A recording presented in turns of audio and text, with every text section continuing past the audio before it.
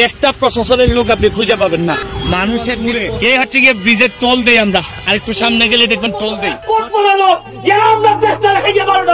অন্যতম দায়িত্ব আছে, এই দায়িত্ব এখানে ব্রাহ্মণবাড়িয়ার প্রশাসনের লাগে কিনা আমার জানা নাই। ব্যারিস্টার সুমন প্রশাসনকে ধুয়ে দিলেন ইচ্ছা মতো।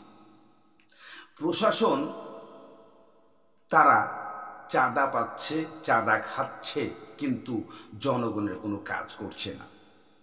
কোন সূত্র ধরে বলেছেন ব্যারিস্টার সুমন আপনারা জানতে চান? আপনারা স্ক্রিনে একটা ছোট্ট ভিডিও দেখতে পেয়েছেন প্রথমেই, এবং স্ক্রিনে একটা পিকচার দেখতে পাচ্ছেন।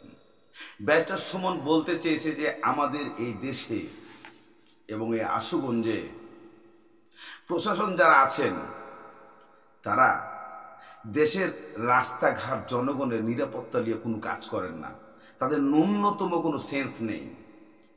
তারা শুধু প্রতিনিয়তই চাঁদা খাচ্ছে বসে বসে, কিন্তু জনগণ এই যে বর্তমান জ্যামে পড়ে কষ্ট দুর্ভোগ পাচ্ছে তাদের চোখে একবারও পড়ে না। তাদেরকে আঙ্গুল দিয়ে দেখানো দরকার যে আমাদের দেশটা কোথায় দাঁড়িয়েছে, আমরা কোথায় বসবাস করতেছি। এটা কি প্রশাসনের দায়িত্ব ছিল না, নাকি এটা প্রশাসন দেখতে পাচ্ছিল না? পাবে কি করে? তাদের দায়িত্ব টাকার কাছে অন্ধ হয়ে গেছে, চাঁদার কাছে অন্ধ হয়ে গেছে। ব্যারিস্টার সুমন আরো বলেছেন যে আমি সবসময় বাইরে চলাফেরা করি বিধায় এই দৃশ্যগুলো আমার চোখে পড়ে। দর্শক বন্ধুরা, আমি আর কথা বলতে চাই না। ব্যারিস্টার সুমনের কিছু কথা আপনাদেরকে শোনালে বুঝতে পারবেন ঘটনাটা কি ঘটেছিল।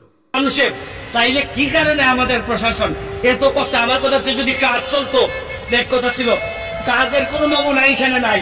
আপনি দেখেন শুধু শুধু কত বড় জ্যামটা দেখেন আপনি শুধু এই আশুগঞ্জ থেকে বিশ্বরোড পর্যন্ত যাইতে যাইতেই আজকে আমার অন্তত 2-2.5 ঘন্টা সময় লাগবে। দর্শক বন্ধুরা, আপনারা সেই অংশটুকু দেখে ফেলেছেন এবং ব্যারিস্টার সুমনের কথা শুনেছেন। এখানেই শেষ হয় নাই, এতে আরো অনেক কিছু গুরুত্বপূর্ণ তথ্য পাবেন। তার আগে আমি একটু কিছু কথা আপনাদেরকে বলে নিতে চাই। আমাদের এই বাংলাদেশে শুধুমাত্র কি ব্যারিস্টার সুমনেরই দায়িত্ব আছে, নাকি আমার আপনার দায়িত্ব আছে এই কিছু দেখার এবং এইগুলা ঠিক করার? যারা বড় বড় কর্মকর্তা, বড় বড় অফিসার, বড় বড় এমপি মন্ত্রী বসে আছেন, তাদের কি কিছুই দায়িত্ব নাই এই দেশের জন্য? তাদের কি কিছুই দায়িত্ব নাই এই দেশের জনগণের জন্য? সবার দায়িত্ব আছে, কিন্তু আমরা সবাই বর্তমানে অন্ধ হয়ে গেছি। আমরা টাকার কাছে অন্ধ হয়ে গেছি, আমরা চাঁদার কাছে অন্ধ হয়ে গেছি। তাই আমাদের এই দেশে আর কখনোই এর চাইতে ভালো কিছু প্রশাসনের কাছ থেকে আশা করা যায় না। আজকে এই দেশের যেভাবে জ্যাম হয়, এই জ্যামটাকে ছাড়াতে কেউ আসেন না।